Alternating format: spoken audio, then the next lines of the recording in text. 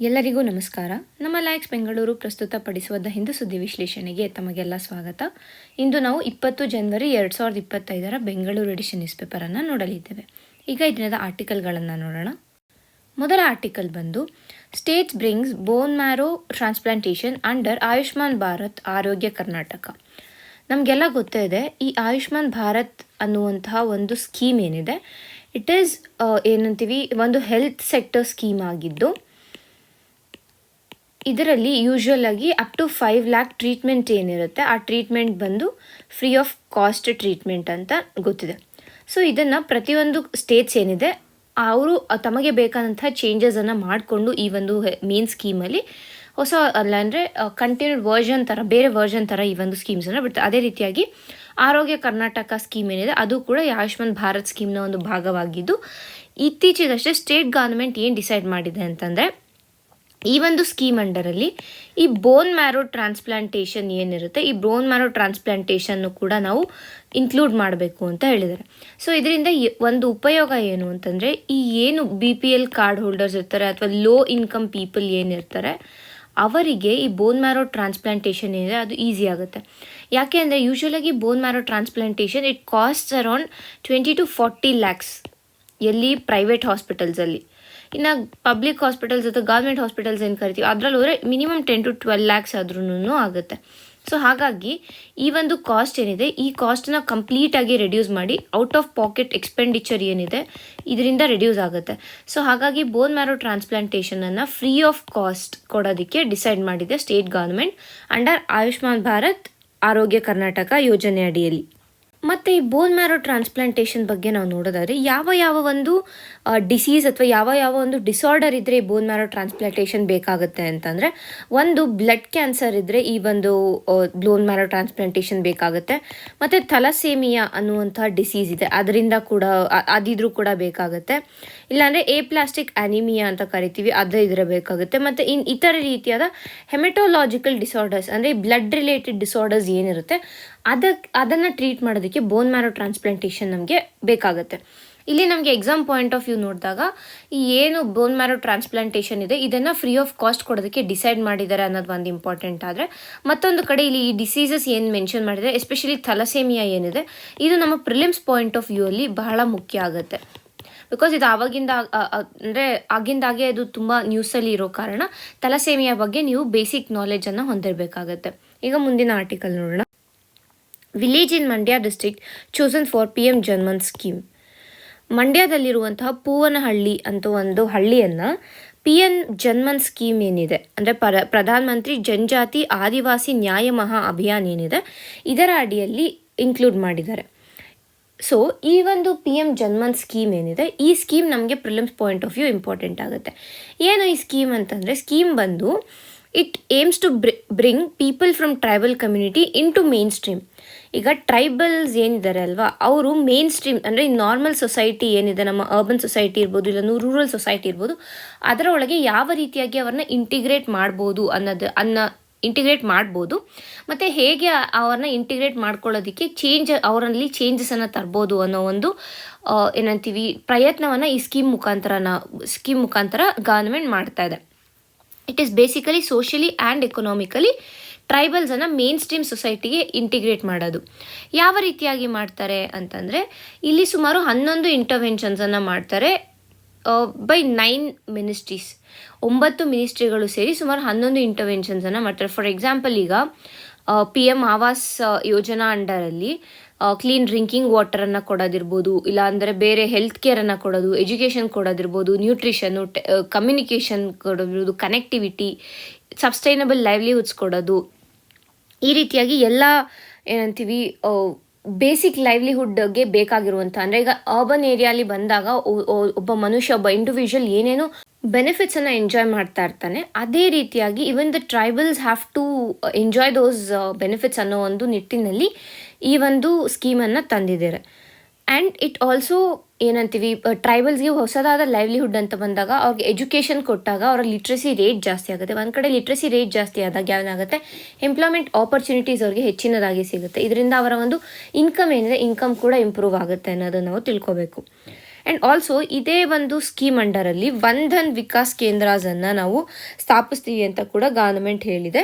ಏನಕ್ಕೆ ಅಂತಂದರೆ forest produce ಏನಿದೆ ಅಲ್ವಾ, ಈ ಫಾರೆಸ್ಟ್ ಪ್ರೊಡ್ಯೂಸನ್ನು ಟ್ರೇಡ್ ಮಾಡೋದಕ್ಕೆ ಇರ್ಬೋದು, ಇಲ್ಲ ಅಂತಂದರೆ ಸೋಲಾರ್ ಸ್ಟ್ರೀಟ್ ಲೈಟ್ಸನ್ನು ಒದಗಿಸೋದಕ್ಕೆ ಇರ್ಬೋದು, ಈ ಒಂದು ಏನಂತೀವಿ ಬೆನಿಫಿಟ್ಸನ್ನು ಕೊಡೋದಕ್ಕೆ ವಂಧನ್ ವಿಕಾಸ್ ಕೇಂದ್ರಾಸನ್ನು ಕೂಡ ಈ ಒಂದು ಸ್ಕೀಮ್ ಅಡಿಯಲ್ಲಿ ನಾವು ಓಪನ್ ಮಾಡ್ತೀವಿ ಅಂತ ಗವರ್ನಮೆಂಟ್ ಹೇಳಿದೆ. ಇದು ಎಸ್ಪೆಷಲಿ ಎಂಥ ಒಂದು ಟ್ರೈಬಲ್ ಕಮ್ಯುನಿಟೀಸ್ ಅಂದರೆ ಈ PVTs ಅಂತ ಏನು ಕರಿತೀವಲ್ಲ, ಪರ್ಟಿಕ್ಯುಲರ್ಲಿ ವಲ್ನರಬಲ್ ಟ್ರೈಬಲ್ ಗ್ರೂಪ್ಸ್ ಅಂಥ ಒಂದು ಟ್ರೈಬಲ್ ಗ್ರೂಪ್ಸನ್ನು ಮೇನ್ ಸ್ಟ್ರೀಮ್ಗೆ ಇಂಟಿಗ್ರೇಟ್ ಮಾಡೋದಕ್ಕೆ ಈ ಒಂದು ಸ್ಕೀಮನ್ನು ಇಂಟ್ರೊಡ್ಯೂಸ್ ಮಾಡಿದ್ದಾರೆ. With prelims point of view ನಾವು ನೋಡೋಕೆ ಹೋದಾಗ PM ಜನ್ಮನ್ ಸ್ಕೀಮ್ ನಮಗೆ ಇಂಪಾರ್ಟೆಂಟ್ ಆಗುತ್ತೆ. ಯಾವ ಒಂದು ಮಿನಿಸ್ಟ್ರಿ ಅಂಡರಲ್ಲಿ ಈ ಸ್ಕೀಮ್ ಬರುತ್ತೆ ಇದೆಲ್ಲ ಕೂಡ ನಮಗೆ is it a centrally sponsored or a central sector scheme ಅನ್ನೋದು ಕೂಡ ನಮಗೆ ಇಂಪಾರ್ಟೆಂಟ್ ಆಗುತ್ತೆ. ಮುಂದಿನ ಆರ್ಟಿಕಲ್ ನೋಡೋಣ. Indian grey wolf gives birth to 8 pups. ಕೊಪ್ಪಳದ ಬಂಕಾಪುರ ವೋಲ್ಫ್ ಸ್ಯಾಂಚುರಿ ಏನಿದೆ, ಬಂಕಾಪುರ್ ವೋಲ್ಫ್ ಸ್ಯಾಂಚುರಿ ಏನಿದೆ, ಇಲ್ಲಿ ಇಂಡಿಯನ್ ಗ್ರೇ ವೋಲ್ಫ್, ಈ ವೋಲ್ಫ್ ಏನಿದೆ ಇದು ಸುಮಾರು 8 ಮರಿಗಳಿಗೆ ಜನ್ಮವನ್ನು ನೀಡಿದೆ. ಸೊ ಹಾಗಾಗಿ ಈ ಒಂದು ಆರ್ಟಿಕಲ್ ನ್ಯೂಸಲ್ಲಿದೆ. ನಮಗೆ ಇಲ್ಲಿ ಎಕ್ಸಾಮ್ ಪಾಯಿಂಟ್ ಆಫ್ ವ್ಯೂ ನೋಡಿದಾಗ ಒಂದು ಇಂಡಿಯನ್ ಗ್ರೇ ವೋಲ್ಫ್ ಬಗ್ಗೆ ಇಂಪಾರ್ಟೆಂಟ್ ಆದರೆ ಮತ್ತೊಂದು ಬಂಕಾಪುರ್ ವೋಲ್ಫ್ ಸ್ಯಾಂಚುರಿ ಬಗ್ಗೆ ಏನಂತೀವಿ ಬಂಕಾಪುರ್ ವೋಲ್ಫ್ ಸ್ಯಾಂಚುರಿ ಇಂಪಾರ್ಟೆಂಟ್ ಆಗುತ್ತೆ. ಈಗಾಗಲೇ ಹೇಳೋ ಥರ ಬಂಕಾಪುರ್ ವೋಲ್ಫ್ ಸ್ಯಾಂಚುರಿ ಏನಿದೆ ಇದು ಕೊಪ್ಪಳ ಡಿಸ್ಟ್ರಿಕ್ಟಲ್ಲಿದೆ, ಅಂದರೆ ಕರ್ನಾಟಕದ ಕೊಪ್ಪಳದಲ್ಲಿದೆ, ನಿಯರ್ ಗಂಗಾವತಿ ಈ ಒಂದು ವೋಲ್ಫ್ ಸ್ಯಾಂಚುರಿ ಬರುತ್ತೆ. ಮತ್ತೆ ನೋಡೋದಾದರೆ ಇದರ ಫ್ಲೋರಾ ನೋಡೋದಾದರೆ ಅಂದರೆ ವೆಜಿಟೇಷನ್ ಯಾವ ಥರ ಇದೆ ಅನ್ನೋದನ್ನು ನಾವು ನೋಡೋದಾದರೆ ಯೂಶಲ್ ಆಗಿ ಇದು ಸ್ಕ್ರಬ್ ಫಾರೆಸ್ಟ್ಸನ್ನು ಹೊಂದಿದೆ, ಮತ್ತು ನ್ಯಾಚುರಲ್ ಕೇರ್ಸ್ ಇದೆ ಇಲ್ಲಿ, ಅದರ ಜೊತೆಗೆ ಹಿಲ್ಸು ಕೂಡ ಇದೆ. ಅಂದರೆ ಇದು ವೈಲ್ಡ್ ಲೈಫ್ ಇರೋದಕ್ಕೆ ಸೂಕ್ತವಾದ ಜಾಗ ಇದೆ. ಲೆಪರ್ಡ್ಸ್ ಇರ್ಬೋದು, ಪೀಕಾಕ್ಸ್ ಇರ್ಬೋದು, ವೋಲ್ವ್ಸ್ ಇರ್ಬೋದು, ಬ್ಲ್ಯಾಕ್ ಬಕ್ಸ್ ಇರ್ಬೋದು, ಫಾಕ್ಸಸ್ ಇರ್ಬೋದು, ಇದೆಲ್ಲ ಕೂಡ ಈ ಒಂದು ಸ್ಯಾಂಚುರಿಯಲ್ಲಿ ಆರಾಮಾಗಿ ವಾಸಿಸ್ಬೋದು ಅನ್ನೋ ಒಂದು ಏನಂತೀವಿ ಎನ್ವಿರಾನ್ಮೆಂಟ್ ಅಲ್ಲಿದೆ ಅನ್ನೋದನ್ನ ನಾವು ತಿಳ್ಕೊತೀವಿ. ಮತ್ತು ನೆಕ್ಸ್ಟ್ ನೋಡೋದಾದ್ರೆ ಇದೇನಕ್ಕೆ ಇಂಪಾರ್ಟೆಂಟ್ ಆಗುತ್ತೆ ಅಂತಂದರೆ ಇದು ಕರ್ನಾಟಕದ ಫಸ್ಟ್ ವೋಲ್ಫ್ ಸ್ಯಾಂಚುರಿ ಆಗಿದೆ. ಓಕೆನಾ, ಇದನ್ನು ಸುಮಾರು 2021ರಲ್ಲಿ ಕರ್ನಾಟಕದ ಫಸ್ಟ್ ವೋಲ್ಫ್ ಸ್ಯಾಂಚುರಿ ಆಗಿ ಇದನ್ನು ನಾವು ಡಿಕ್ಲೇರ್ ಮಾಡಿದ್ದೀವಿ. ಹಾಗಾಗಿ ಈ ಒಂದು ಬಂಕಾಪುರ್ ವೋಲ್ಫ್ ಸ್ಯಾಂಚುರಿ ಏನಿದೆ ಇದು ಇಂಪಾರ್ಟೆಂಟ್ ಆಗುತ್ತೆ. ಇಷ್ಟು ಈ ಆರ್ಟಿಕಲ್ನಲ್ಲಿ ಸಿಗ್ತಾ ಇರೋ ಇನ್ಫಾರ್ಮೇಷನ್. ಈಗ ಮುಂದಿನ ಆರ್ಟಿಕಲ್ ನೋಡೋಣ. ಪೆರೆಕ್ peace a united administration under the Palestinian authority must be in place. ನಾವು ಇತ್ತೀಚೆಗಷ್ಟೇ ನೋಡಿದ್ದೀವಿ ಗಾಜಾ ಸ್ಟ್ರಿಪ್ಪಲ್ಲಿ ಆಗ್ತಾ ಇದ್ದಂತಹ ವಾರ್ ಏನಿದೆ, ಯಾವುದ್ರ ಮಧ್ಯೆ ವಾರ್ ಆಗ್ತಾ ಇದ್ದಿದ್ದು, ಒಂದು ಕಡೆ ಇಸ್ರೇಲ್ ಮತ್ತೊಂದು ಕಡೆ ಹಮಸ್. ಸೊ ಈ ವಾರ್ ಸೀಸ್ ಫೈರ್ ಆಗಿ ಎಂಡ್ ಆಗಿದೆ. ಅಂದರೆ ಅಗ್ರಿಮೆಂಟನ್ನು ಈ ಎರಡು ಕಡೆಗಳೇನಿದೆ, ಅಂದರೆ ಒಂದು ಕಡೆ ಇಸ್ರೇಲ್ ಒಂದು ಕಡೆ ಹಮಸ್ ಎರಡೂ ಒಂದು ಅಗ್ರಿಮೆಂಟ್ಗೆ ಬಂದಿದೆ. ಸೊ ದ್ಯಾಟ್ ವಾರನ್ನು ಈ 15 months ವಾರ್ ಏನಿತ್ತು ಈ ವಾರನ್ನು ಸದ್ಯಕ್ಕೆ ನಾವು ಎಂಡ್ ಮಾಡ್ತಾ ಇದ್ದೀವಿ ಅಂತ. ಸೊ ಈ ಅಗ್ರಿಮೆಂಟ್ ಏನಿದೆ ಅಲ್ವಾ ಇದು ಆಲ್ಮೋಸ್ಟ್ 3 phases ಸೊ ಫಸ್ಟ್ ಫೇಸಲ್ಲಿ ಏನಾಗುತ್ತೆ ಅಂತಂದರೆ ಇಸ್ರೇಲ್ ಮತ್ತು ಹಮಾಸ್ ಏನಿದ್ದಾರೆ ಇವರಿಬ್ರು ಏನು ಒಂದು ಪ್ರಿಸ್ನರ್ಸ್ ಇದ್ದಾರೆ ಆ ಪ್ರಿಸ್ನರ್ಸನ್ನು ಅಥವಾ ಹೋಸ್ಟೇಜಸ್ ಏನಿದ್ದಾರೆ ಇವ್ರನ್ನ ಎಕ್ಸ್ಚೇಂಜ್ ಮಾಡ್ತಾರೆ. ಹಮಾಸ್ ಸುಮಾರು 33 ಹೋಸ್ಟೇಜಸನ್ನು ರಿಲೀಸ್ ಮಾಡಿದ್ರೆ ಇಸ್ರೇಲ್ ಸುಮಾರು 1000 ಪ್ಯಾಲೆಸ್ಟೀನಿಯನ್ಸ್ನ ಏನು ಹೋಸ್ಟೇಜ್ ಆಗಿ ಇಟ್ಕೊಂಡಿದ್ದಾರೆ ಅವ್ರನ್ನ ರಿಲೀಸ್ ಮಾಡ್ತಾರೆ. This is the first phase. Second ಫೇಸಲ್ಲೂ ಕೂಡ ಇದೇ ಹೋಸ್ಟೇಜ್ ಎಕ್ಸ್ಚೇಂಜ್ ಏನಿದೆ ಅಲ್ವಾ ಈ ಹೋಸ್ಟೇಜ್ ಎಕ್ಸ್ಚೇಂಜ್ ಕಂಟಿನ್ಯೂ ಆಗುತ್ತೆ. ಇನ್ನು ಥರ್ಡ್ ಫೇಸಲ್ಲಿ ಗಾಜಾ ಯಾರ ಒಂದು ಕಂಟ್ರೋಲಲ್ಲಿ ಇರಬೇಕು ಅನ್ನೋದನ್ನು ಡಿಸೈಡ್ ಮಾಡ್ತಾರೆ. ಸೊ ದೀಸ್ 3 ಸದ್ಯಕ್ಕೆ ನಾವು ಫೇಸಸ್ ಅಂತ ಹೇಳ್ಬೋದು, ಈ ಅಗ್ರಿಮೆಂಟ್ನ ಫೇಸಸ್ ಅಂತ. ಬಟ್ ಇಲ್ಲಿ ಪ್ರಾಬ್ಲಮ್ ಏನು ಅಂತ ಅಂದರೆ ಈ ಒಂದು ವಾರ್ ಏನಿದೆ ಇಟ್ಸ್ ಜಸ್ಟ್ ಸೀಸ್ ಫೈರ್ ಅಷ್ಟೇ. ಅಂದರೆ ವಾರ್ ಇಲ್ಲಿ ಕಂಪ್ಲೀಟಾಗಿ ಸ್ಟಾಪ್ ಆಗಿಲ್ಲ. This is the first point. War ಕಂಪ್ಲೀಟಾಗಿ ಸ್ಟಾಪ್ ಆಗಿಲ್ಲ. ಅಗೇನ್ ಮತ್ತೆ ಏನಾದರೂ ಅಂದರೆ ಏನಾದರೂ ಡಿಫ್ರೆನ್ಸಸ್ ಆಯಿತು ಅಂದರೆ ಅಗೇನ್ ವಾರ್ ಕ್ಯಾನ್ ಸ್ಟಾರ್ಟ್. ಅದು ಯಾವಾಗ ಎಸ್ಪೆಷಲಿ ಗಾಜಾ ಕಂಟ್ರೋಲ್ ವಿಷಯ ಬಂದಾಗ ಈ ಥರ್ಡ್ ಫೇಸ್ ಏನಿದೆ ಅಗ್ರಿಮೆಂಟಲ್ಲಿ ಅದರ ಇಂಪ್ಲಿಮೆಂಟೇಷನ್ ಆಗುವಾಗ ಮತ್ತೆ ವಾರ್ ಸ್ಟಾರ್ಟ್ ಆಗುವಂತಹ ಚಾನ್ಸಸ್ ಇದೆ ಅಂತ ಇಲ್ಲಿ ಹೇಳ್ತಾ ಇದ್ದಾರೆ. ಮತ್ತು ಈಗ ಸದ್ಯಕ್ಕೆ ಏನು ಮಾಡ್ತಾ ಇದ್ದಾರೆ ಎರಡೂ ಕಡೆ ಇಸ್ರೇಲ್ ಹಮಾಸ್ ಎರಡೂ ಸದ್ಯಕ್ಕೆ ಬರೀ ಫೇಸ್ 1 ಬಗ್ಗೆ ಮಾತ್ರ ಕಾನ್ಸಂಟ್ರೇಟ್ ಮಾಡ್ತಾ ಇದ್ದಾರೆ which is good. And also ಈ ಇಸ್ರೇಲ್ ಏನಿದೆ ಆ್ಯಕ್ಚುಲಾಗಿ ಇಸ್ರೇಲ್ ಹಮಾಸ್ ವಾರ್ ಏನಕ್ಕೆ ಸ್ಟಾರ್ಟ್ ಆಗಿದ್ದು, ಇಸ್ರೇಲ್ಗೆ 2 ರೀತಿಯಾದ ಆಬ್ಜೆಕ್ಟಿವ್ಸ್ ಇತ್ತು. ಸೊ ಮೊದಲನೇ ಆಬ್ಜೆಕ್ಟಿವ್ ಏನಿತ್ತು ಅಂತ ಅಂದರೆ ಒಂದು ಹಮಾಸನ್ನು ಕಂಪ್ಲೀಟಾಗಿ ಡಿಸ್ಟ್ರಾಯ್ ಮಾಡಬೇಕು ಅಂತ. ಹಮಾಸ್ನ destruction was its main aim ಒಂದು ಕಡೆ. ಇನ್ನೊಂದು ಕಡೆ ಬಂದು ಏನು ಹಮಾಸ್ ಇಸ್ರೇಲಿ ಹೋಸ್ಟೇಜಸನ್ನು ಇಟ್ಕೊಂಡಿದ್ರು, ಆ ಹೋಸ್ಟೇಜಸನ್ನು ರಿಲೀಸ್ ಮಾಡೋದು. ಈ ಎರಡು ಮುಖ್ಯ ಕಾರಣದಿಂದ ಆ್ಯಕ್ಚುಲ್ ಆಗಿ ವಾರ್ ಸ್ಟಾರ್ಟ್ ಆಗಿದ್ದು. ಬಟ್ ಈಗ ಏನಾಗಿದೆ ಅಂತಂದರೆ ಆಫ್ಟರ್ 15 months ಆಫ್ ವಾರ್, ಯಾವುದೇ ಒಂದು ಎಕಾನಮಿ ಆಗಲಿ ಕಂಟಿನ್ಯೂಸ್ ಆಗಿ ವಾರಲ್ಲಿದೆ ಅಂತಂದರೆ ಅದರ ಎಕಾನಮಿ ಏನಂತೀವಿ ಡಿಗ್ರೇಡ್ ಆಗ್ತಾ ಬರ್ತಾ ಇರುತ್ತೆ. ಅದೇ ರೀತಿಯಾಗಿ ಇಸ್ರೇಲಲ್ಲೂ ಕೂಡ ಆಯಿತು. ಆ್ಯಂಡ್ ಇಸ್ರೇಲ್ ಇವಾಗ ಏನಾಗಿದೆ ಅಂತಂದರೆ ಇನ್ಸ್ಟೆಡ್ ಏನಂತೀವಿ ಇಸ್ರೇಲ್ ಈ ಒಂದು ಹಮಾಸ್ನ ಇನ್ಫ್ರಾಸ್ಟ್ರಕ್ಚರ್ ಏನಿದೆ, ಮಿಲಿಟೆಂಟ್ ಇನ್ಫ್ರಾಸ್ಟ್ರಕ್ಚರನ್ನು ಡಿಸ್ಟ್ರಾಯ್ ಮಾಡಿದ್ರು ಕೂಡ ಸ್ಟಿಲ್ ಹಮಾಸ್ ಏನಿದೆ, ಹಮಾಸ್ ಸರ್ವೈವ್ ಆಗ್ತಾನೆ ಇದೆ. ಯಾಕೆ ಅಂತಂದರೆ ಅದು ಕಂಟಿನ್ಯೂಸ್ ಆಗಿ ಹಮಾಸ್ ಬೇರೆ ಜನರನ್ನು ರೆಕ್ರೂಟ್ ಮಾಡ್ಕೊತಾನೆ ಇದ್ದಾರೆ. ಈಗ ಸುಮಾರು ಒಂದು ಟೆನ್ಸ್ ಆಫ್ ಥೌಸಂಡ್ಸ್ ಆಫ್ ಜನ ಇಲ್ಲಿ ಸಾವನ್ನಪ್ಪಿದ್ದಾರೆ. ಆ್ಯಂಡ್ ಎಷ್ಟು ಜನ ಸಾವನ್ನಪ್ಪಿದ್ದಾರೆ ತಮ್ಮ ಕಡೆಯಿಂದ, ಹಮಾಸ್ ಅಷ್ಟು ಜನನ ಈಗ ಆಲ್ರೆಡಿ ರೆಕ್ರೂಟ್ ಮಾಡ್ಕೊಂಡಿದ್ದಾರೆ. ಸೊ ಇಸ್ರೇಲ್ದ ಮುಖ್ಯ ಏಮ್ ಏನಿತ್ತು, ಹಮಾಸನ್ನು ಡೆಸ್ಟ್ರಾಯ್ ಮಾಡಬೇಕು ಅನ್ನೋದು, ಆ ಒಂದು ಏಮ್ ಇಲ್ಲಿ ಸದ್ಯಕ್ಕೆ ಫುಲ್ಫಿಲ್ ಆಗಿಲ್ಲ. ಇನ್ಸ್ಟೆಡ್ ಏನಾಗಿದೆ ಅಂದರೆ ಗ್ರೂಪ್ ಮತ್ತೆ ಆ ಒಂದು ಹಮಾಸ್ ಗ್ರೂಪ್ ಏನಿದೆ ಸರ್ವೈವ್ ಆಗಿ ಮತ್ತೆ ಅದು ಇನ್ಸರ್ಜೆನ್ಸಿಗಳನ್ನು ಮಾಡೋದಕ್ಕೆ ಸ್ಟಾರ್ಟ್ ಕೂಡ ಮಾಡಿದೆ.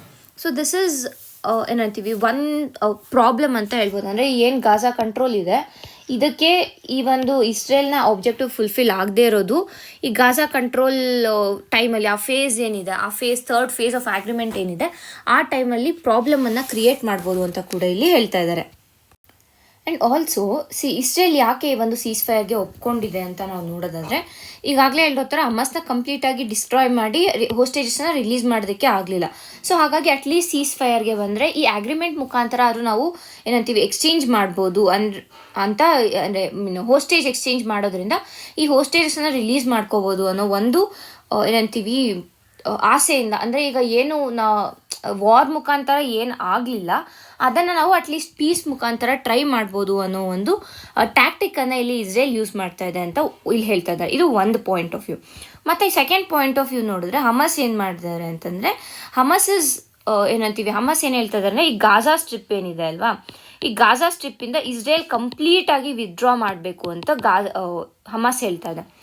ಒಂದು ಕಡೆ ಇಸ್ರೇಲ್ಗೆ ಹಮಾಸನ್ನು ಡೆಸ್ಟ್ರಾಯ್ ಮಾಡಬೇಕು ಅನ್ನುವಂಥ ಒಂದು ಗೋಲ್ ಇದ್ದರೆ, ಮತ್ತೊಂದು ಕಡೆ ಹಮಾಸ್ಗೆ ಏನು ಅಂತಂದರೆ ಇಸ್ರೇಲ್ ಕಂಪ್ಲೀಟಾಗಿ ಗಾಜಾ ಸ್ಟ್ರಿಪ್ಪಿಂದ ಆಚೆ ಹೋಗಬೇಕು. ಆ ಗಾಜಾ ಏರಿಯಾ ಏನಿದೆ ಅದರಿಂದ ಆಚೆ ಹೋಗಿ ಆ ಗಾಜಾನ ಹಮಾಸ್ ಗಾಜಾಗೆ ಕಂಪ್ಲೀಟ್ ಫ್ರೀಡಮನ್ನು ಕೊಡಬೇಕು ಅನ್ನೋದು ಅವರ ಒಂದು ಏನಂತೀವಿ ಗೋಲ್ ಆಗಿದೆ. ಸೊ ಈಗ ಏನು ಮಾಡಬೇಕು ಅಂದರೆ ಇಸ್ರೇಲ್ ಇರ್ಬೋದು, ಪ್ಯಾಲೆಸ್ಟೀನಿಯನ್ಸ್ ಇರ್ಬೋದು, ಅಥವಾ ಇಂಟರ್ನ್ಯಾಷನಲ್ ಮೀಡಿಯೇಟರ್ಸ್ ಏನಿದ್ದಾರೆ, ಆ್ಯಕ್ಚುಲಾಗಿ ಈ ಮೀಡಿಯೇಟರ್ಸ್ ಇಲ್ಲಿ ಯಾರು ಅಂದರೆ ಒಂದು ಕಡೆ ಕತಾರು, ಮತ್ತೊಂದು ಕಡೆ USA, ಇವೆರಡೂ ಇಂಟರ್ನ್ಯಾಷನಲ್ ಮೀಡಿಯೇಟರ್ಸ್ ಆಗಿ ಈ ಒಂದು ಸೀಸ್ ಫೈರ್ಗೆ ಆ್ಯಕ್ಟ್ ಮಾಡಿದ್ದಾರೆ. ಸೊ ಇವ್ರು ಎಲ್ಲರೂ ಸದ್ಯಕ್ಕೆ ಏನು ಮಾಡಬೇಕು ಅಂತಂದರೆ, ಈ ಪೋಸ್ಟ್ ವಾರ್ ಸಿನಾರಿಯೋ ಏನು ಗ್ಯಾಪ್ ಕ್ರಿಯೇಟ್ ಆಗಿದೆ ಇಸ್ರೇಲ್ ಮತ್ತು ಹಮಾಸ್ ಮಧ್ಯೆ, ಈ ಗ್ಯಾಪನ್ನು ಬ್ರಿಡ್ಜ್ ಮಾಡೋದಕ್ಕೆ ಟ್ರೈ ಮಾಡಬೇಕು. ಸೊ ಒಂದು ಪ್ರಾಗ್ಮೆಟಿಕ್ ಸೊಲ್ಯೂಷನ್ ಏನು ಅಂತಂದರೆ, ಈ ಪ್ಯಾಲೆಸ್ಟೀನಿಯನ್ಸ್ ಏನಿದಾರಲ್ವಾ, ಸೊ ಈ ಪ್ಯಾಲೆಸ್ಟೀನಿಯನ್ಸನ್ನು ಕಂಟ್ರೋಲ್ ಮಾಡೋದಕ್ಕೆ ಒಂದು ಪ್ಯಾಲೆಸ್ಟೀನಿಯನ್ ಅಥಾರಿಟಿ ಅಂತ ಕ್ರಿಯೇಟ್ ಮಾಡಿ, it should look after the Palestinian issue. And ಏನು ಲೀಡರ್ಶಿಪ್ ಇದೆ ಅಲ್ವಾ, ಇದನ್ನು ಪ್ಯಾಲೆಸ್ಟೀನಿಯನ್ ಅಥಾರಿಟಿಗೆ ಕೊಡಬೇಕು. ಸೊ ಇದರಿಂದ ಏನಾಗುತ್ತೆ ಅಂತ ಅಂದರೆ, ಇದರಿಂದ ಗಾಜಾ ಅಲ್ಲಿ ಯಾವಾಗ್ಲೂ ಒಂದು ಪೀಸನ್ನು ನಾವು ಎನ್ಶೋರ್ ಮಾಡ್ಬೋದು ಒಂದು ಕಡೆ. And also at the same time Israel ಕೂಡ ಗಾಜಾಯಿಂದ ತನ್ನ ಒಂದು ಟ್ರೂಪ್ಸನ್ನು ವಿತ್ಡ್ರಾ ಮಾಡೋದಕ್ಕೆ ರೆಡಿ ಇರಬೇಕು. ಸೊ ಪ್ಯಾಲೆಸ್ಟೀನಿಯನ್ ಅಥಾರಿಟಿಯನ್ನು ಕ್ರಿಯೇಟ್ ಮಾಡೋದ್ರಿಂದ ಈ ಕಡೆ ಇಸ್ರೇಲ್ಗೆ ಆಗಲಿ ಈ ಕಡೆ ಹಮಾಸ್ಗೆ ಆಗಲಿ ಯಾವುದೇ ರೀತಿಯಾದ ಒಂದು ಅಥಾರಿಟಿ ಇರೋದಿಲ್ಲ ಓವರ್ ಗಾಜಾ.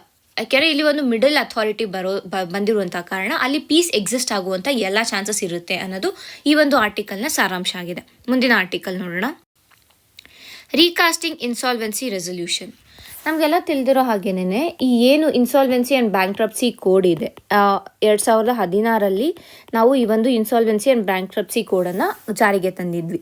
ಸೊ ಇದು ಏನು ಮಾಡುತ್ತೆ ಅಂತ ಅಂದರೆ, ಇನ್ಸಾಲ್ವೆನ್ಸಿ ರೆಸೊಲ್ಯೂಷನ್ ಏನಿರುತ್ತೆ ಅಂದರೆ, ಈಗ ಒಂದು ಬ್ಯಾಂಕ್ ಏನಾದರೂ ಬ್ಯಾಂಕ್ರಪ್ಟ್ ಆಯಿತು ಇಲ್ಲ ಇನ್ಸಾಲ್ವೆಂಟ್ ಆಯಿತು ಅಂತಂದರೆ ಅದನ್ನು ಯಾವ ರೀತಿಯಾಗಿ ರಿಸಾಲ್ವ್ ಮಾಡ್ಬೋದು ಅನ್ನೋದು ಈ ಒಂದು ಕೋಡ್ನಲ್ಲಿ ಮಾತಾಡಿದ್ವಿ.